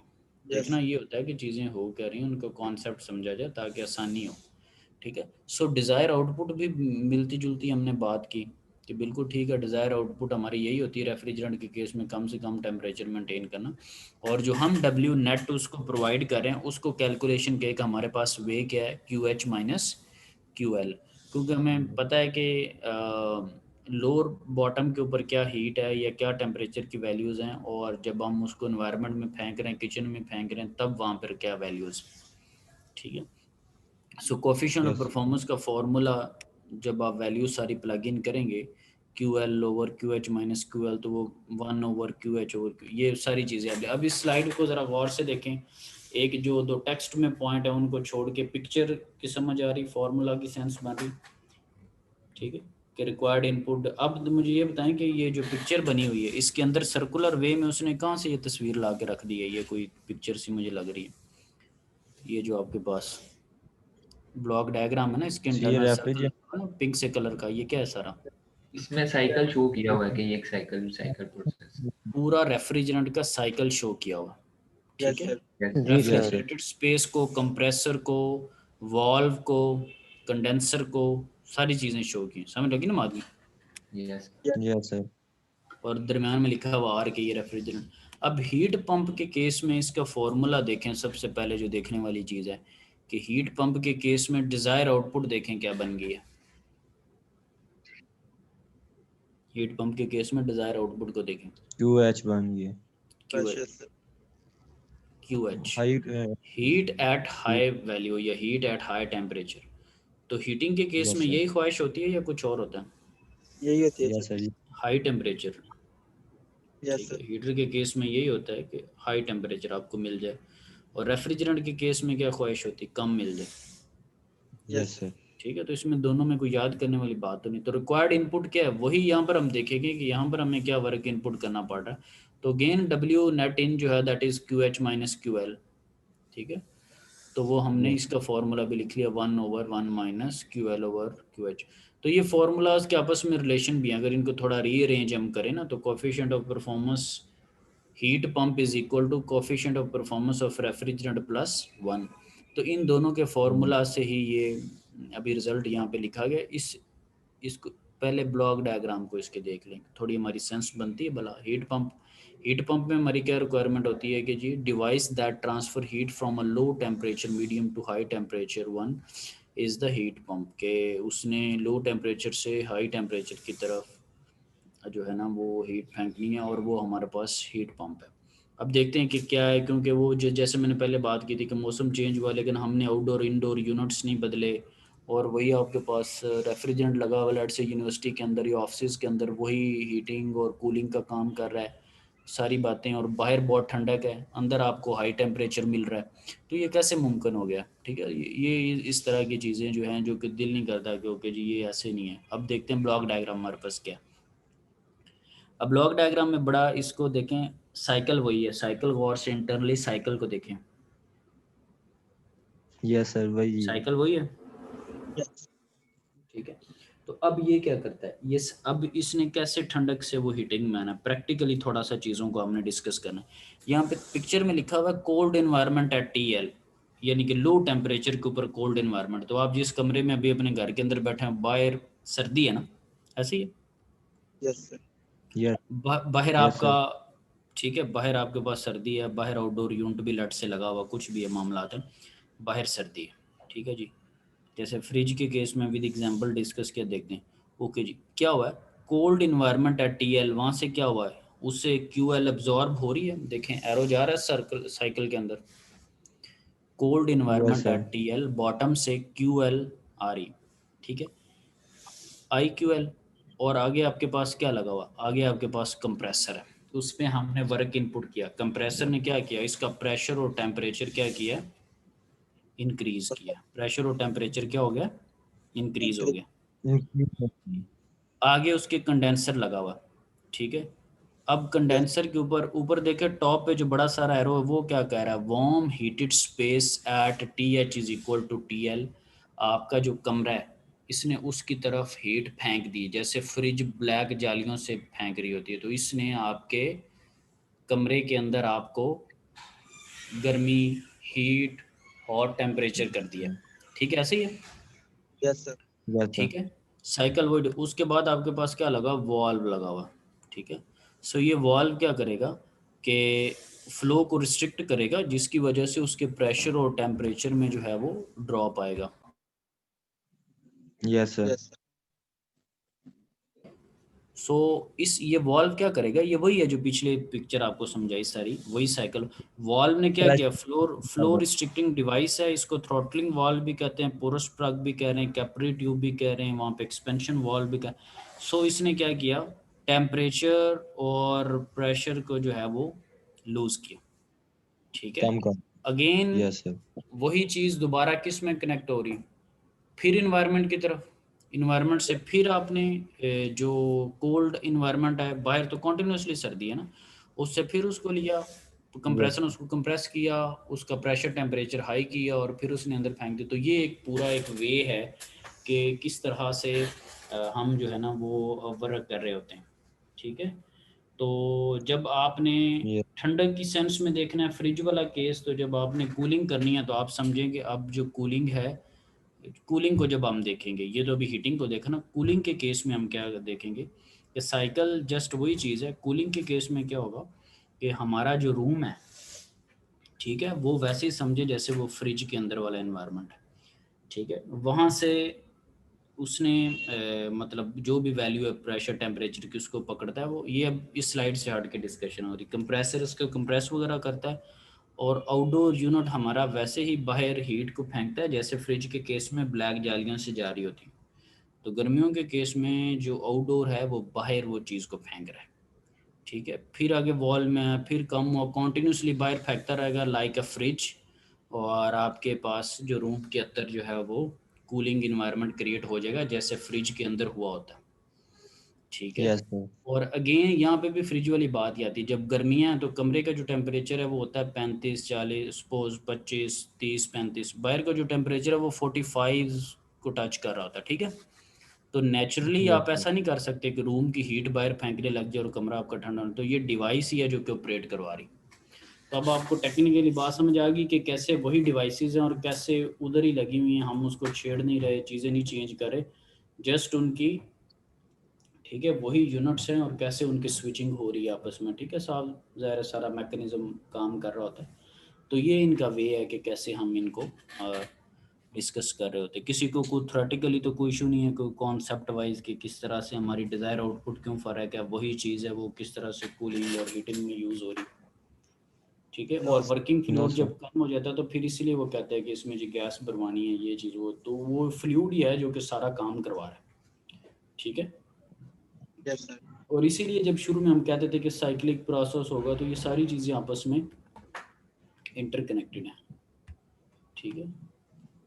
अभी उसने कोफिशिएंट ऑफ परफॉर्मेंस की कुछ वैल्यूज़ वगैरह हमारे पास लिखी हुई हैं। एक ये एग्जांपल है, उसको बस थोड़ा क्विक वे में मैं डिस्कस करके एंड कर देता हूँ कि अब सबसे पहले तो देखें कि इसमें आपके पास पिक्चर बनी हुई ना, तो पिक्चर के अंदर दरमियान में देखें रेफ्रिजरेशन, ये हीटिंग वाला वही साइकिल ही आपको नज़र आ रहा है, यस ठीक है। और नीचे लिखा हुआ फूड कंपार्टमेंट 4 डिग्री आपके जो फ्रिज के इंटरनल हेड से, और आप किचन की तरफ उसने खैर नहीं बताया हो कि आपको क्या एनवायरनमेंट है। तो ये अभी कौन सी है, ये हीटिंग वाला सिनेरियो है या रेफ्रिजरेशन वाला, ये रेफ्रिजरेशन वाला, ठीक है। रेफ्रिजरेशन वाला। और उसी तरह वर्क इनपुट और सारी चीज़ें। तो अब डायग्राम देखते हैं, इसको सॉरी स्टेटमेंट पढ़ते हैं। The food compartment of a refrigerator is maintained eight 4 degree Celsius by removing heat from it at a rate of 360 kilo joule पर मिनट। ये Q आउट डॉट उसकी रिमूविंग हीट का कह रहा है वो आपको, ठीक है।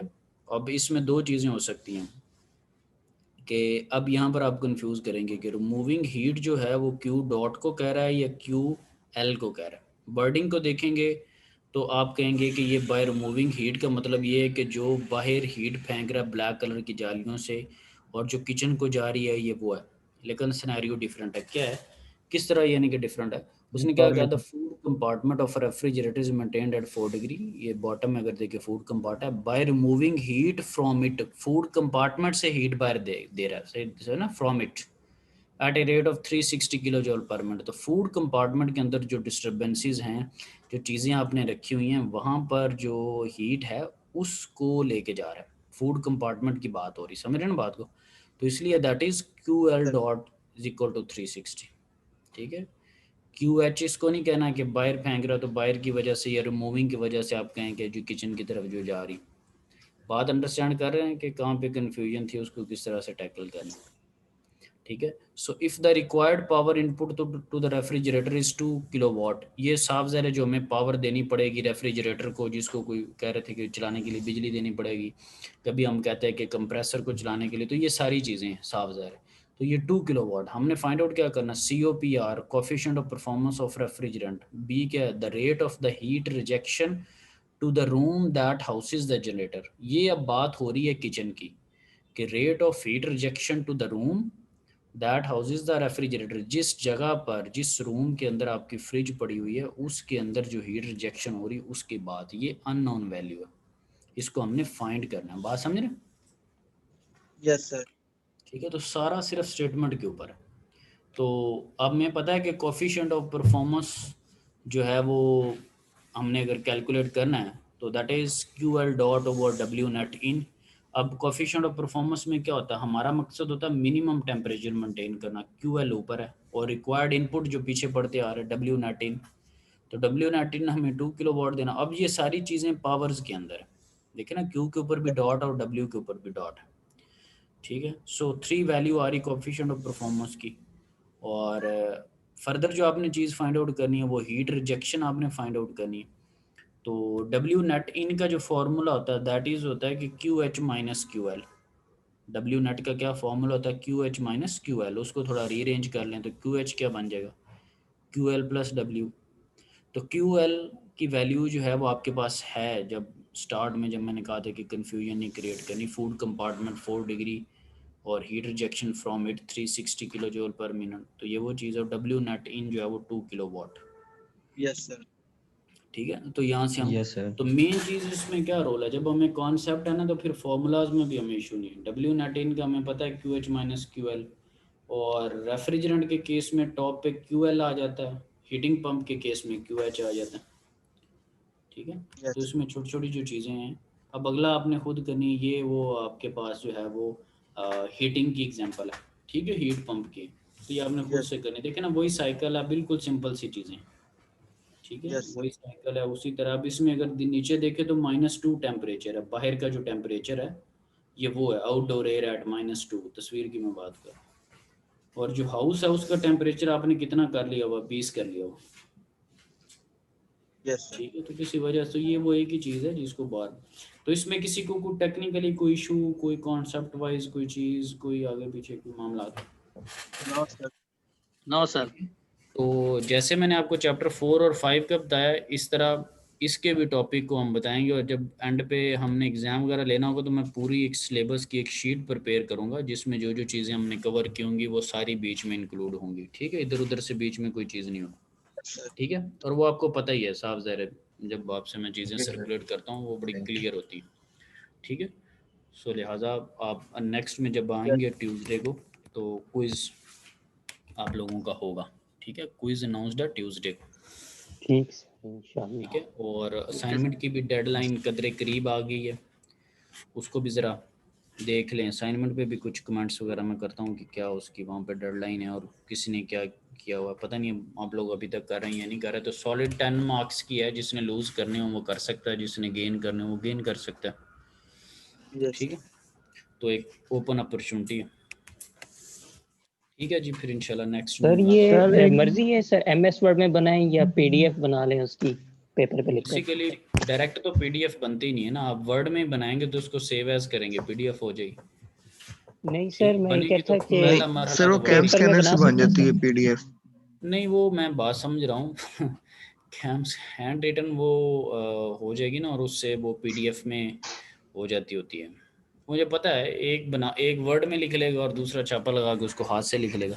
तो कोशिश करें ज़रा, हैं समझ रहे ना बात को? सर एक रिक्वेस्ट है छोटी सी। सर हैंड रिटन हमने बनाने का सोच लिया है। तो अगर छापे वाले मैंने पकड़ लिया, उनका क्या कहूँ? उनका आप ही कोई फैसला बताएं फिर मैं ताकि अप्रूवल्स दूं। छापा तो हम हमारे नहीं ना, अपना से कर रहे हैं सर। अच्छा, अपने से कर रहे हैं, माशाल्लाह। तो वो जो मेरे पास चीजें आती हैं उनमें कैसे सिमिलैरिटीज आ जाती हैं, या वो सर दरअसल वो एक ज़हनियत के मालिक है ना ये सारे, तो इससे ये हो जाता है ना वो। सही है सर वो सारे एक ही सर से पढ़ते हैं ना, इसीलिए। क्या बात है, क्या ये मीम्स हमने भी पढ़ी हुई हैं। वो रीच वाली मीम भी आपने देख ली होगी ना, कि जो सांस बंद कर लेता है ना। तो आज के दौर में जब चीजें हैं ना बदल गई हैं ना, छोटे तो पड़ा हुआ है ना कि रीच आता है और वो सांस बंद करता है, रीच उसको सूंघ के चला जाता है कि डेड बॉडी, और वो बच जाता है। दोस्त वही है जो मुसीबत में काम है। ठीक है ना, सो उस सेंस में तो अब वो नए वाले रीच वाली भी सब ने पढ़ ली होगी ना। दोबारा वो सांस बंद करता है तो रीच आ कहता है कि बेटा उठ जाए, हमारे बड़ों ने हमें वो पुरानी स्टोरी बता दी, तो सांस रोका हुआ है, आप जरा अपना बंदोबस्त कर। Yes sir. ये अपडेट्स हो रही हैं पीछे से, अगर मीम्स आ रही है ना कि एक ही टीचर से पढ़ा हुआ, तो आगे उसके काउंटर अटैक्स भी आएंगे। सर को असाइनमेंट की मैं तो असाइनमेंट पढ़ा ही नहीं है। सबसे मजे की बात यह है कि मैं तो असाइनमेंट पढ़ा ही नहीं है। ठीक है, मैं तो उसको एक ओवरव्यू से हम डिस्कस करते रहते हैं। ठीक है, तो मैंने कौन सा कहा हुआ कि उस चैप्टर से ले लें? नहीं सर, मैं ये पूछ रहा हूँ कि उसकी डेट आज रात तक ही है। हाँ, वो तो बड़े दिनों से हम बयानबाजी उस पर चल रही है। सर वो कल रात तक कर दे तो उससे क्या होगा? वो फिर सर हो जाएगा, थोड़ी बहुत रहेगी तो वो कल तक कंप्लीट हो जाएगी। तो पाकिस्तान में अपनी आदत है ना, चेंज कर सकते हैं। जैसे बिल की आखिरी डेट होती है, लंबी लाइन होती है। नहीं सर, कल तो ना बिल की जो भी डेट रख ले, आखिरी दिन में लाइन ही होती। नहीं सर, मैं ये कह था कल जुम्मतुल मुबारक है, तो मुबारक दिन में अगर असाइनमेंट वो सेंड करेंगे तो मेरे ख्याल से वो पहले गैर मुबारक, पहले जो दिन है गैर, पिछले हफ्ते में भी एक जुम्मतुल मुबारक आया होगा, उस दिन कर लेना। नहीं सर, कल कोई लेक्चर भी नहीं है तो वो फिर हो जाएगी आराम से, जो रह गई है। रह नहीं गई, जो शुरू करनी है और ख़त्म हुई है। ठीक है, तो ठीक है ना। एक्सक्यूज मी खत्म होने वाली। इसको देख लेता हूँ मैं। सर, एक क्वेश्चन था पिछले लेक्चर से। हम्म, सर वो अच्छा। स्क्रीन शेयर इनेबल कीजिएगा प्लीज। कौन सी स्लाइड खोलनी है ताकि फिर स्लाइड भी, अच्छा आपने उसमें से करना।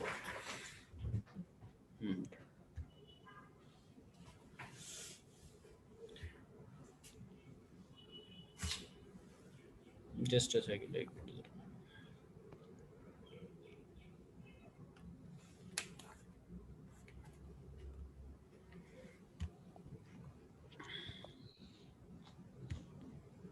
स्टूडेंट कौन है जिसको राइट्स देने स्क्रीन शीट के?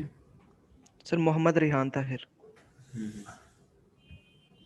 ठीक है जी। बाकी अगर वैसे इसकी क्यूरी है, इसको मैं एड्रेस कर लेता हूँ। बाकी अगर किसी ने मीटिंग लीव करनी हो तो वो कर सकते हैं। लेक्चर एंड हो चुका है।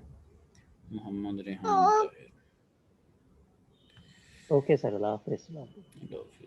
जी फिर रेहान, मैं डेट आपको कल को की है पोस्ट बना रहा हूँ, वो मैं देख लूँगा, मेल कर दूंगा आप साइन। लोगों को। मेल कर दूंगा, अगर अपडेट करनी हो, चेंज करनी हुई तब भी बता दूंगा, ना करनी है तब भी बता दूंगा। ना मेल करूँ तो पुरानी है, मेल कर दूंगा तो फिर साफ ज़रा नहीं हो जाएगी। ठीक है, आपके कमेंट्स मेरे पास आ गए, महफूज हो गए। ठीक है, मैं इस पे प्रोसेसिंग कर लेता हूँ। ओके ठीक है जी। ओके जी अल्लाह रेहान, हाफिज़ तेरे सर। पोस्ट बना दिया आपको, आप शेयर कर लें, यानी कि आप शेयर कर सर सकते वो हैं। LMS पे सबमिट करवाए ना? हाँ, उसका भी मैं देख लेता हूँ कि क्या करना है। वो फिलहाल तो LMS पे लगी हुई, मैं मेल में बता दूंगा अगर किसी डिफरेंट पॉइंट पे मुझे चाहिए होगी तो। ठीक है, ओके, अल्लाह हाफिज़। फिलहाल अगर मैं कुछ नहीं कहता ना, तो जिस जगह पर लगाई हुई है उधर ही अपडेट करनी है, और जो डेट दी हुई है उसी पे करना है। अगर मैं कुछ चेंज का, यानी कि अगर मेरा दिल करता है तो फिर मैं मेल कर दूंगा। ठीक है, डन सर। अदरवाइज जो यानी कि वहाँ पे बताया हुआ उसके मुताबिक ही सारा कुछ। ठीक है, और सर जी फिर वर्ड पे लिख के आपको वो करनी है। तो वर्ड हाँ पे करनी है, पेज पे भी कर। वर्ड पे कर लें। अगर कोई, मैं पहले आपको बार बार जो कॉपी पेस्ट वाला है ना, उसका सीधा स्ट्रेट 0 लगाना है। बाकियों को अच्छे मैंने नंबर देने, और कॉपी पेस्ट वालों को 0 देना है। मैं पहले सर बता, कॉपी पेस्ट नहीं होगा, लेकिन सर वो नहीं वो परेशान ना हो आप, वो चीज़ें बड़ी अच्छी तरह पता लग जाती है ना। अब इस बात पे क्या बहस करनी कि कॉपी पेस्ट क्या होता है। आइडियाज़ जिस तरह मर्जी डिस्कस करे, जो कुछ मर्जी करे, चीज़ें मुख्तलिफ ही होती हैं ना यार। जी समझ रहे सर। हैं ना बात को? हाँ, यस सर। तो अच्छे मार्क्स मिलेंगे। मतलब मोटिवेट इंशाल्लाह आप लोगों को करूँगा, जो मतलब उसको खुद से कर रहे होंगे, अपनी ऑन वर्डिंग्स में लिख रहे होंगे, उनको इंशाल्लाह बेहतर मार्क्स मिलेंगे। ठीक है, यस सर। ठीक है जी।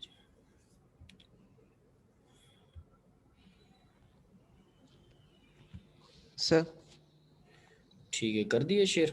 Yes sir. एक मिनट मैं देखता हूँ। अच्छा जी, ये तो प्रेशर वाला। अच्छा ठीक है, करें। चैप्टर 1 सर है यस सर। मैनोमीटर। ठीक है जी, सर ठीक वो है, यहाँ पे मैंने लेक्चर सुना था, तो यहाँ पे क्योंकि डेंसिटी एक यानी कि ठीक वो है, एक ही ठीक मटेरियल है, था, एक ही ठीक, हाइट थी, तो वो जीरो ठीक हो है गया। लेकिन जी जी, सर ठीक। यहाँ पे जब यहाँ पे जो ये कैंसल आउट हुआ था, इसका मुझे थोड़ा इशू था कि ठीक ग्रेविटी है, यहाँ पे इधर एक्ट करेगी और इधर एक्ट करेगी, तो ये किस तरह कैंसल आउट हुआ था? ठीक है, ठीक है। असल में ये उस सेंस में आपकी बात ठीक है कि ये यानी कि एक्ट किस, अब हमने बेसिकली ये देखना होता है कि हमारा रेफरेंस पॉइंट कौन सा है। ठीक है, कि दोनों केसेस में ना हमारा रेफरेंस पॉइंट कौन सा, तो किस पॉइंट पे रहकर आप लिख रहे हैं इक्वेशन अपनी, 1 पे, 2 पे, यानी कि सर जिसको पॉइंट देखें 1 पे। पॉइंट 1 के ऊपर ना। ठीक है, सो पॉइंट 1 के ऊपर अब देखें तो अब ये आपका रेफरेंस पॉइंट है। यहाँ पे देखना है कि ये towards that point pressure exert हो रहा है या ऑपोजिट टू दैट पॉइंट है, यानी कि इसकी तरफ है या इससे उलट है। ठीक है, सो उसमें अगर आप देखें तो ये जो दोनों वो पॉइंट ऊपर आपने हाईलाइट किए हुए हैं ना, ठीक है, जिस पे यानी कि यस आप कह सर। रहे हैं कि दोनों में ग्रेविटी डाउनवर्ड्स मार्क कर रही है, तो जो वाटर के साथ बिल्कुल आपकी लाइन टच करी ना H1 के साथ, ठीक है, उसकी ग्रेविटी जब नीचे को मतलब वर्क करेगी, तो उसको ये डक्ट के थ्रू ज़रा बनाने की कोशिश करें, वो 1 वाले पॉइंट की तरफ चला जाएगा उसका प्रेशर। ठीक है, नीचे ग्रेविटी ने नीचे को यस सर। लगाया, ठीक है, और नीचे जो पाइप का रास्ता है उसके थ्रू जो रास्ता बन रहा है, ले जाए 1 पॉइंट की तरफ, इसको लाइन ऊपर ही ले जाए जहाँ पे वाटर और एयर लिखा हुआ है। ठीक है, यस सर।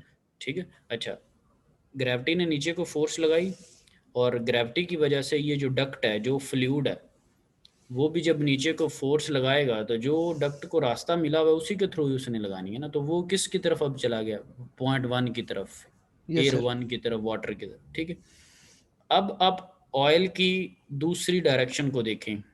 ठीक है, इसने ग्रेविटी की वजह से फोर्स नीचे को लगाई, एरो बना दें जरा। ठीक है, अब इसकी जो डक्ट का रास्ता है, ठीक है, वो देखें वो 2 की तरफ बाहर को निकल रहा है, पॉइंट 2 की तरफ। ठीक है, ठीक है, अब यहाँ तक छोड़, इस एरो लगा दें एंड पे। ठीक है, अब ये देखें कि ये दोनों ऑपोजिट नहीं है। Yes sir. ठीक है, 1 के रेफरेंस पे आप खड़े हुए और एक किसी और तरफ लग रही है और दूसरी और तरफ लग रही। ठीक है, क्योंकि साफ ज़रा जो लगने का अंदाज़ है वो थ्रू डक्ट ही होना है, जो सेटअप मेरे सामने है। ये किसी और डायग्राम में मुख्तलिफ भी हो सकता है, क्या ख्याल? ठीक है सर। सो कुछ भी हो जाए, सो ग्रेविटी जो आपकी बात थी, ग्रेविटी दोनों में नीचे को लगी, ऐसे ही है? Yes sir. ग्रेविटी दोनों केसेस में नीचे को लगी और जहाँ पे फ़र्क निकला वो मैंने आपको बता दिया। ठीक है, कि हम देख रहे थे P1 के ऊपर इक्वेशन लिख रहे थे, सो वो हमने ये देखना है कि P1 की तरफ चीज़ें ऐड हो रही हैं या माइनस हो रही हैं, तो उसकी बेस के ऊपर हम एक इक्वेशन लिख रहे होते हैं कि P1 is equal to some हो रहे हैं या माइनस हो रहे हैं। तो जो टुवर्ड्स हैं वो सम हो रहे हैं और जो अपोजिट है वो माइनस हो रहे हैं। Okay sir. ठीक है, सो ये होता है, कोई ना कोई रेफरेंस सेट कर लें। इसी तरह आप पॉइंट 2 को भी रेफरेंस सेट कर सकते हैं, पॉइंट 2 को भी रेफरेंस सेट कर सकते हैं, पॉइंट 1 को भी रेफरेंस सेट कर सकते हैं। At the end equation same ही रहेगी। ये शायद अगर आपने लेक्चर देखा हो वहाँ पे मैंने ये बात भी की होगी आपको कि आप जिस मर्जी को रेफरेंस ने, इस तरह की मैंने कुछ बातें की होगी। तो अब यहाँ पर आप देखें तो यहाँ पर उसकी जो पहली इक्वेशन है ना, P atmospheric is equal to सारी, उसमें पॉइंट 2 सपोज करें कि रेफरेंस है, पहली जो इक्वेशन है ना। Yes sir. ठीक है, ये वाली नहीं, सुपर, हाँ ये ऊपर, हाँ ये हाँ ये चीज़ ये। ठीक है, इसमें क्या लिखा हुआ, P atmospheric is equal to, तो उसका 2 जो है that is open to the environment, तो ये उस पे इक्वेशन उसने लिखी हुई है। अगर कोई 2 पे लिख रहा है तो इसको देख ले और नीचे आ जाए।